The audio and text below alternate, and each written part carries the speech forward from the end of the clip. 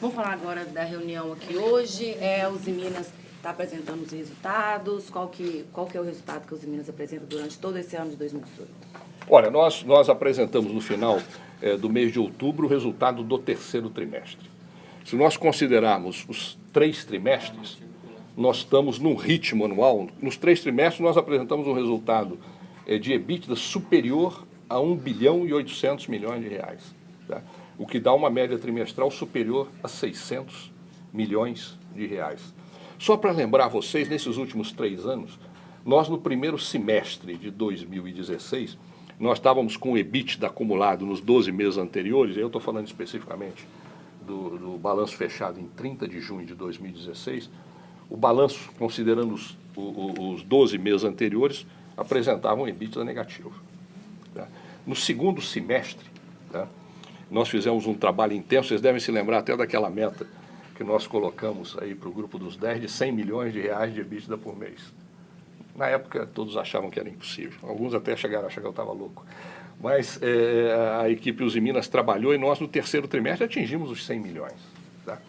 Então, em 2016 nós operamos no segundo semestre, né, com uma média trimestral de 300 milhões. Em 2017 subimos essa média para 500 milhões, acima de 500 milhões.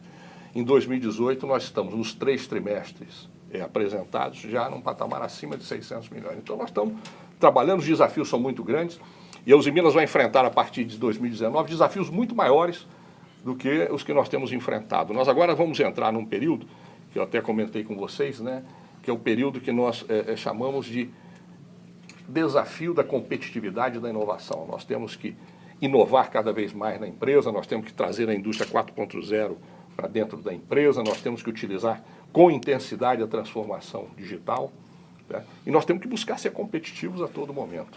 Mas o importante, né, quando eu falei que nós fechamos um ciclo agora, nesse final de 2018, é porque a Usiminas estava numa situação crítica em 2016. O foco em 2016 era sobreviver. Em 2017 era construir resultados.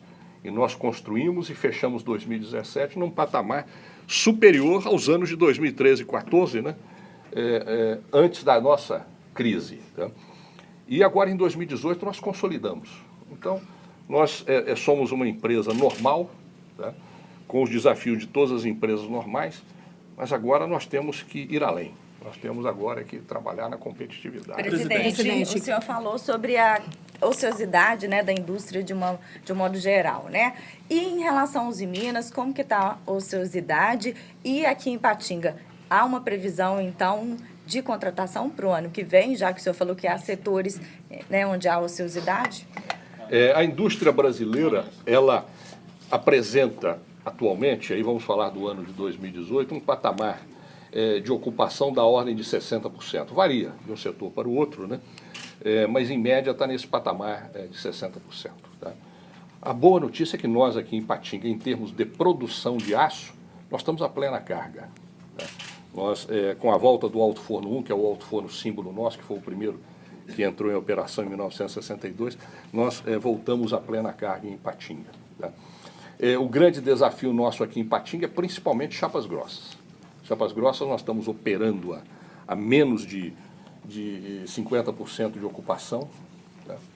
E só para vocês terem uma ideia, nós temos hoje no Brasil uma capacidade instalada de produção de chapas grossas só na Usiminas de 2 milhões, considerando o total 3 milhões e 100 mil toneladas ano. Tá? Para um mercado hoje que está em 800 mil toneladas ano. Né? Então, realmente um grande difícil, é realmente muito difícil. É um grande desafio. Em termos de geração de emprego em Ipatinga, já que nós estamos operando a plena carga aqui na produção de aço, a perspectiva que pode haver é se houver um aumento do consumo de chapas grossas e, consequentemente, um aumento de produção. Fora isso, nós estamos ajustados aqui na nossa produção e na nossa mão de obra. Né? Em relação ao gasômetro, teve alguma interferência no resultado do terceiro trimestre, de alguma forma, né, de modo geral? Não, teve uma interferência, evidentemente, o acidente que ocorreu no gasômetro, que foi um acidente muito grave, como nós já comentamos aqui, né, ele trouxe um pequeno aumento de custo para nós, tá, e que teve um impacto pequeno no resultado nosso do terceiro trimestre. Tanto é que o resultado nosso do terceiro trimestre foi o melhor nos últimos 8 anos, e teria sido melhor ainda, né? Porque nós paramos de recuperar o gás LDG e, em contrapartida, tivemos que usar outros combustíveis, basicamente o gás natural. Tá? Então, isso aí trouxe um pequeno aumento no custo de produção. Tá? Nós já estamos desmontando o gasômetro, né? Até março nós estaremos com ele todo desmontado. Já estamos trabalhando no projeto do novo gasômetro, tá? Que nós pretendemos colocar em operação no ano de 2020. Tá? Nós temos seguro desse equipamento, tá? E nós temos também seguro de lucro cessante para esse equipamento. Então, daqui para frente não haverá impacto, tá? Com esse aumento de custo pequeno que nós tivemos, mas que teve também um pequeno impacto no terceiro trimestre. Né? E já tem algum custo de quanto que vai ficar a construção do... Não temos. Nós estamos agora trabalhando, né, no projeto, né? Tá? Pretendemos terminar esse projeto no início de 2019, tá? E imediatamente partir para a construção. Né? Mas ainda não temos ideia do custo. Agora, como eu comentei, o equipamento tem seguro. Daí esse custo será coberto pelo seguro. E teve algum avanço nas investigações depois da última reunião que a gente teve?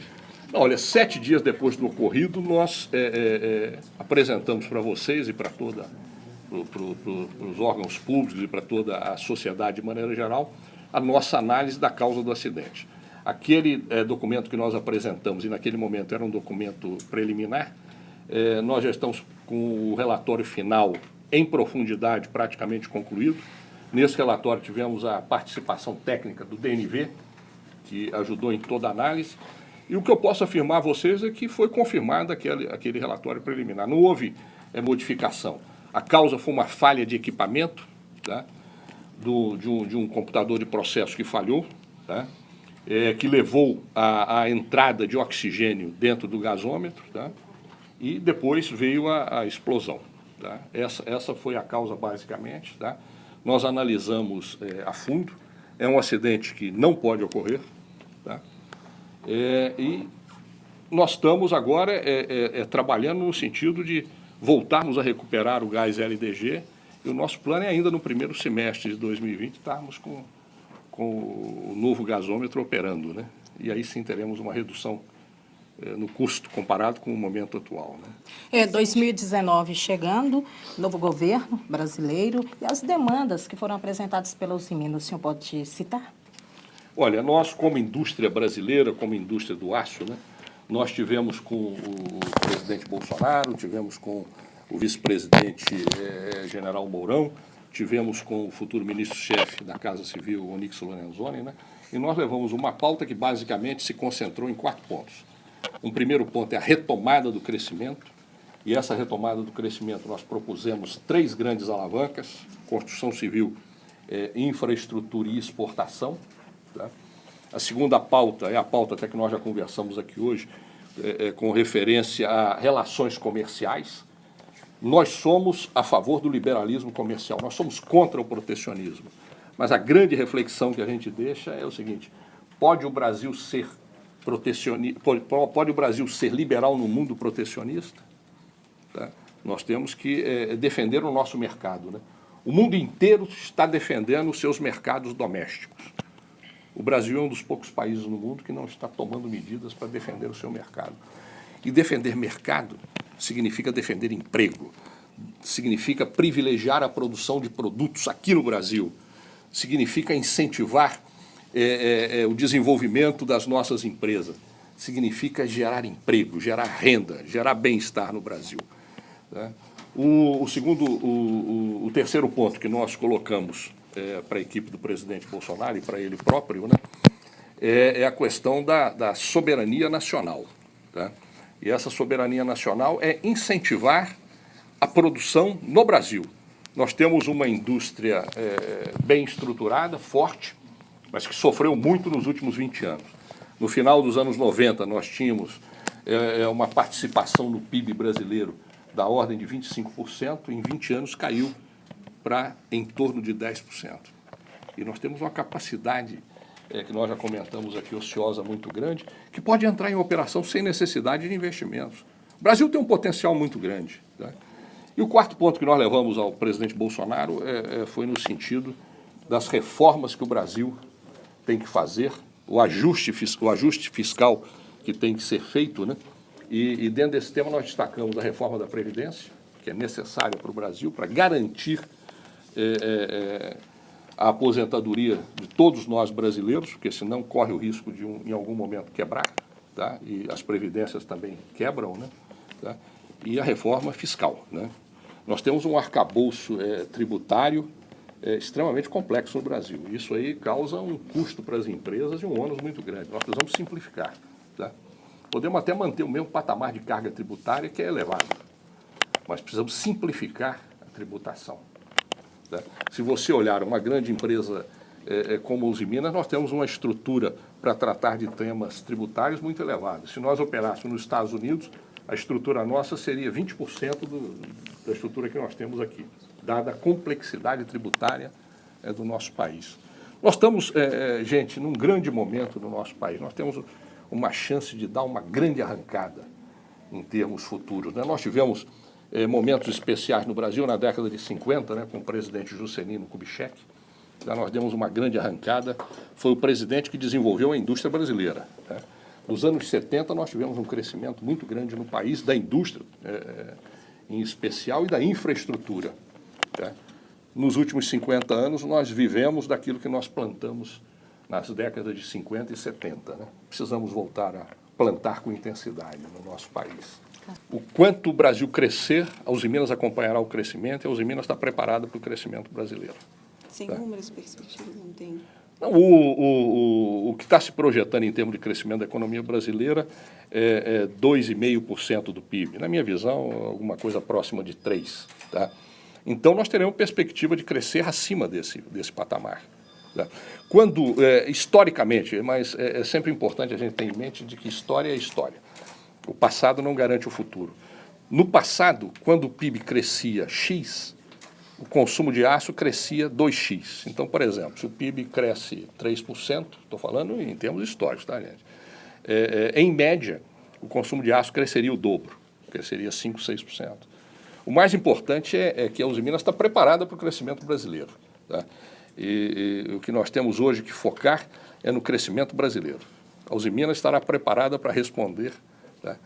E gerar a produção para atender às demandas que surgirem. Né? E ao que se deve esse crescimento que a usina teve desde 2016, diante a crise, a maior crise da empresa? Olha, esse crescimento que nós tivemos deve-se à equipe Usiminas. Nós realizamos um trabalho desde maio de 2016 de mobilização de toda a nossa equipe. Vocês lembram que nós anunciamos no dia 30 de maio a criação do Grupo dos 10, que eu diria que o Grupo dos 10 é a equipe das equipes Usiminas. A partir do Grupo dos 10, nós fizemos e continuamos fazendo, tá? Diagnósticos, estudos profundos, proposição de projetos, de estabelecimento de planos esses com metas, prazos responsáveis e um sistema de gestão muito robusto no sentido de acompanhar permanentemente tudo que está acontecendo na Usiminas. Tá? O Grupo dos 10 continua o seu trabalho, tá? E realiza um trabalho extremamente importante. Eu acho que o Grupo dos 10 já está na história da Usiminas, assim como ficou no passado os 7 samurais, já fazem parte da história nossa, principalmente agora que nós estamos fechando um ciclo, mas o Grupo dos 10 continuará o seu trabalho. Eles se reúnem, né? Todos hoje são 19 profissionais das nossas 5 empresas, né? Todos continuam em suas atividades normais e se dedicam também a esse trabalho de permanentemente analisar a empresa, refletir sobre a empresa, ver o que nós podemos fazer para melhorar os nossos resultados e atuando em 3 alavancas principais. A principal delas são as pessoas, que é o mais importante na empresa, mas também os nossos clientes. E esse conjunto, pessoas e clientes, trabalhando para gerar resultado, porque nós precisamos ter resultado. Se nós não tivermos resultado, não temos como investir, não temos como avançar. O resultado é extremamente importante. Então, esse resultado que foi construído nesses 3 anos foi um trabalho liderado pelo Grupo dos 10, mas que envolveu todos os nossos 13 mil empregados. Tá? A eles eu tributo todo esse resultado que nós atingimos, ao trabalho de cada um dos nossos empregados, dia a dia, em todas as nossas atividades. cada um dando a sua contribuição, que permitiu a gente chegar e poder dizer, agora em 2018, depois da maior crise que a Usiminas já atravessou em sua história, que voltamos a ser uma empresa normal, fechamos um ciclo e vamos partir para um ciclo de mais desafios ainda.